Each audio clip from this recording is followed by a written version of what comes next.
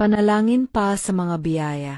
Sa ngalan ng Ama, at ng Anak, at ng Espiritu Santo. Amen. Amang mapagmahal at mapagpala, lumalapit po ako sa inyong presensya nang may pusong nagpapakumbaba. Maraming salamat po sa mga biyayang patuloy niyong ibinubuhos, malalaki man o maliliit. Sa bawat gising, sa bawat hininga, tunay na kayo ay tapat at mabuti. Panginoon, hinihiling ko po ang inyong patnubay at mga bagong biyaya. Pagpalain niyo po ang aking pamilya, ang aming kalusugan, kabuhayan at samahan. Ihanda po ninyo ang aming mga puso upang tumanggap ng may pasasalamat. At gamitin ang mga biyayang ito para sa ikabubuti ng iba.